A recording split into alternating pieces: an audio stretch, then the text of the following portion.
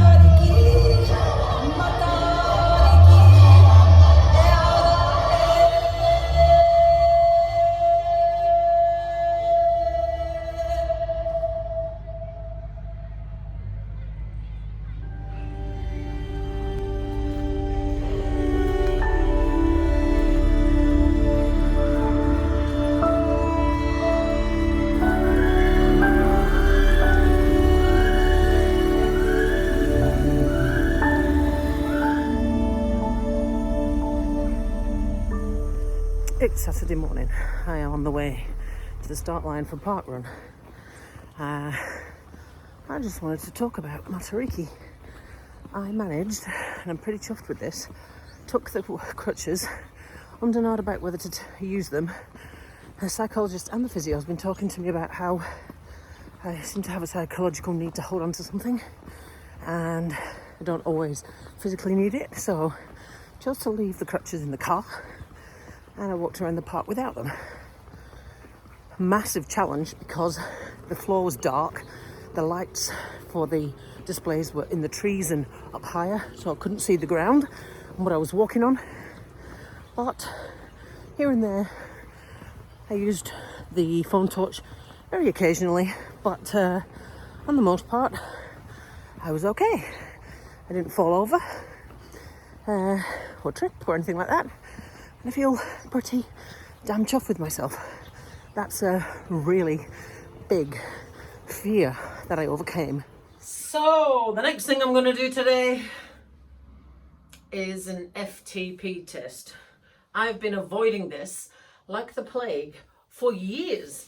I've been avoiding this ever since I joined Zwift a few years ago because I am not as fit as I used to be, and I did not want to know what the results were. I'm getting nagged by my physiotherapist, who says the only way to get stronger on hills is to do workouts on Zwift, and therefore I need to know my FTP score. So, just changed the bike foot over, and Joel, are you paying attention? I'm about to do an FTP test. I'm not sure if it's meant to be like that or what, but I haven't even started the FTP test. I've just been doing the warm-up sections, and the last one, 10 minutes, and the program is controlling my trainer resistance, and it's not the same as what I'm looking at on the road on Zwift. And it was so hard, I couldn't even get the pedals to turn around, and it kept telling me I didn't have enough power. I couldn't get the pedals round. Oh my God. And I've still got 25 minutes to go. This is why I didn't do it, Joel.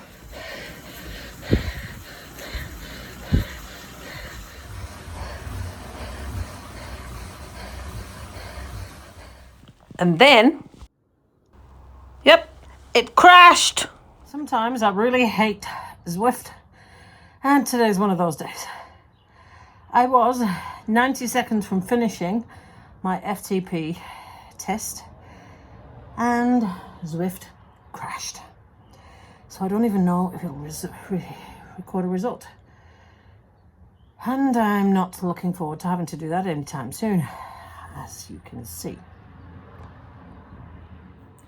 So, although not everything has gone to plan, what my target has been this week is to try and address some of the fears and anxieties surrounding my mobility.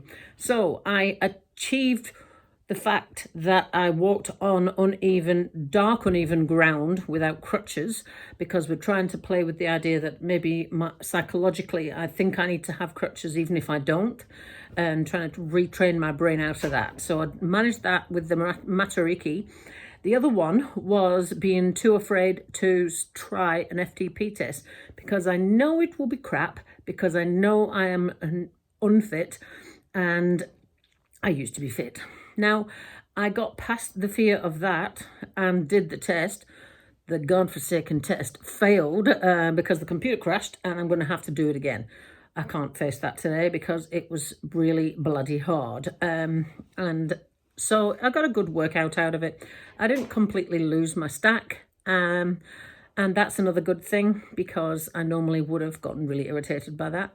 So all in all, little baby steps, but good steps nonetheless. Finally, I have been working on the balance. Now, we're working on mind games at the moment. My physio said, why don't you work this week on imagining you're balancing on one leg? I was like, And so for the last few days, I've been trying to do that. And he said I should be imagining I'm walking with 2 feet, and imagine I'm cycling with 2 feet, and all this type of thing. Graded motor imagery, I think that's what he called it. Anyway, I haven't tried balancing on one leg for a few days because every time I tried it, I got really teed off with it because I couldn't do it. And I wasn't making any ground. So today, every time I'm standing near something, I consider it. And I was standing waiting for something to finish in the microwave. And there's a handle on the oven door just below the microwave. So I tried it there and it went quite well. So I thought, oh, I'm going to try it again. And I went back into the hallway to the same bookcase, but this time I do not have the TheraBand. And this is how I did. And I'm literally trying to imagine I'm standing on my foot that used to be there rather than the not foot, if you know what I mean. The last time I tried this, I could not do it. I was super wobbly. I couldn't do it at all without any assistance. And I had the TheraBand and was just about able to do it. This is me, having not tried it since, without the TheraBand, just trying to play with my mind instead.